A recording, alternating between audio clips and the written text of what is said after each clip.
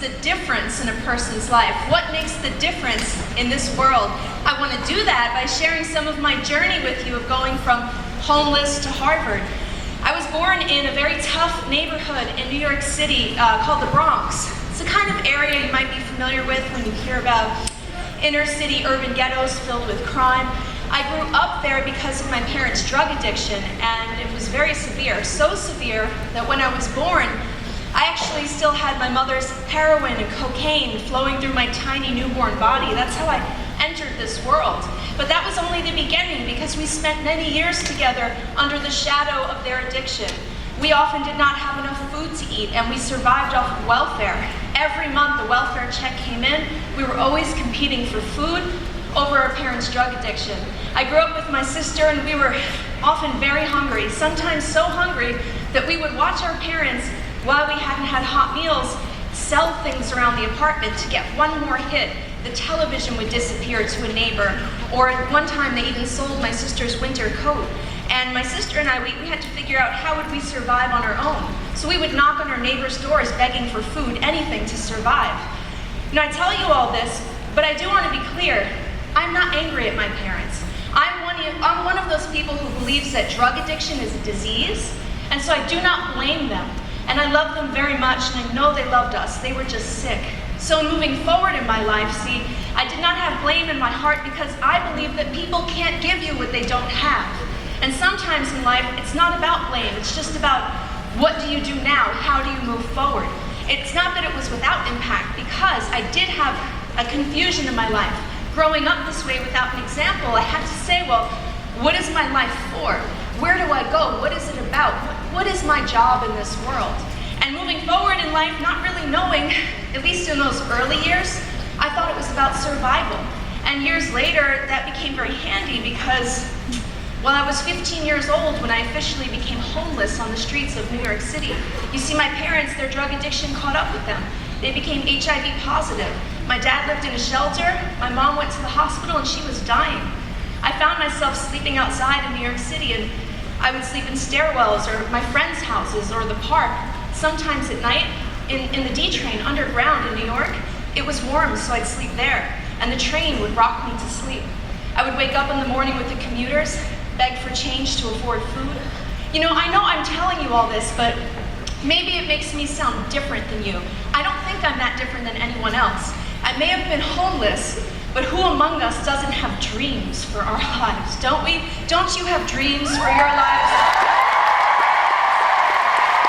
And living this way, whether it didn't matter where I slept at night. I'm just like a person like anyone else. And I know, looking at you all, that there are people in this room with big dreams, aren't there? And I look at you, and I know someone in this room wants to write a book that will change lives. Someone in here wants to forward a movement. Somebody in here is going to run that marathon. Someone else in here is going to climb Mount Kilimanjaro next. I know that there are people in this room, and we have dreams in our hearts. And whether I slept on my friend's floor at night or on a park bench under stars, I had dreams too. And I think we all have that voice in the back of our head, inside of our hearts, that says, what if? What if I went for it? And as I lived that life being homeless, I guess for me, maybe I needed a wake-up call to finally listen to that voice within. That wake-up call came when my mother died. When she passed away, I'm not proud of it, but I hadn't visited her in a long time. We lost each other while I was on the streets. And we loved each other so much. We buried her the day after Christmas. At that point, I had just turned 16. I'd been homeless almost a year. And when I buried her, I remember standing there looking at that pine box and remembering my mother had dreams that she wanted to fulfill. And they died, and she died with her dreams still inside of her, and I became determined to not let that happen to me. What my mother gave me was a gift, and being here with you today, I want so much from my heart to yours to share that gift, because I know that it will move people, it will move mountains. What she taught me was to appreciate this life. You know, when I saw how easily you could go with your dreams still inside of you, what I understood then was that I got to be grateful for the things that I had. And what is gratitude if not just realizing that every single thing you have, you could just as easily not have it. And once you understand that, not up here, but in your heart, you know, they say the longest distance in the world is the distance between our heads and our hearts. My mother helped me marry that, and what I understood is is that sometimes in life you need to just stop counting all the things you don't have and simply be grateful for the things that you do.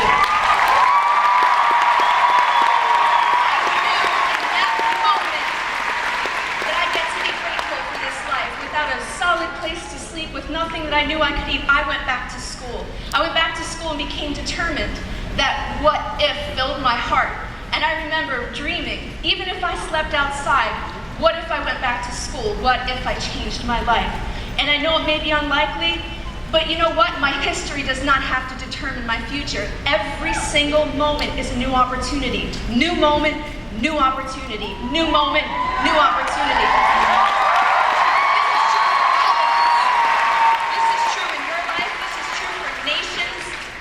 Throughout our world.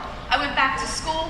While I was homeless, I doubled my course load. I made a commitment that even if I slept in the streets at night and I kept that a secret from my teachers, I would achieve straight A's. I wrapped up all 4 years of school into 2 with an A average while I was homeless. I benefited from a nonprofit in my community called The Door. They kept me fed. I went to school, and at the end, I graduated. I got a full scholarship from the New York Times. And now I'm standing in front of you here today, a Harvard graduate.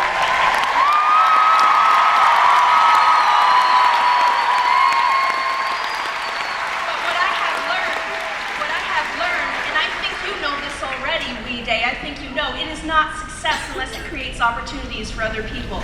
See, like, I didn't know that. I thought I was an island unto myself.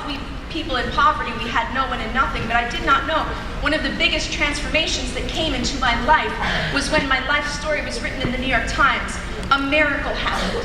I came to school those following days, you wouldn't believe what I saw. I walked in and there were dozens of people from my community standing in the lobby of my school, and in their arms they carried gifts for me, baked brownies, clothing out of their closets. They stood there and they said, how can we help you? They paid rent in an apartment for me. They came back and built me furniture, beds to sleep on. They filled up my refrigerator, they turned on my lights, and I never slept in the street ever again. I'm standing here.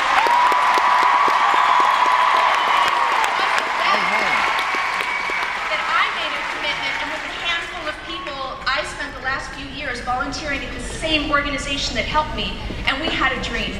We dreamed, what if we opened the first high school exclusively for homeless and foster youth in the United States of America? I'm proud to say we have opened our doors to Bloom Street Academy. I want to leave you today with a cry against cynicism. I want to say to people who, they say the worst threat to change in this world is apathy. And I know that I'm talking to a room full of people when I say you matter. Your contribution in this world forever matters. In fact, you remind me of one woman in this group of people who came in to change my life. Her name was Terry. And I'll leave you with a thought about her, because one day I exited my school right after I got that scholarship. She came 3 weeks after the rest of them. She was different. She stood in front of my school and she said, are you Liz? I am Terry, nice to meet you. Sweetheart, shame on me. I had a news article about you on my refrigerator for weeks. Sweetheart, I kept telling myself I had no time and money to help you, but today I was doing my laundry, Liz, and she asked me, can I do your laundry for you? I realized I can't do much, but I can do that. She cleaned my clothing once a week, every week, the last semester of school, and all these angels came together to transform my life and send me off. So here today, with the thought I want to leave you with, she embodied my favorite quote in this world, which is by Coach John Wooden.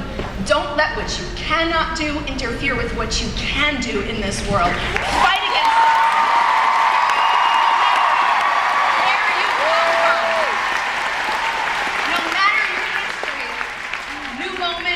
New opportunity. It is not success unless it creates opportunities for other people. But I think you already know that, Day, and my hat's off to you for being the difference in this world. Thank you so much.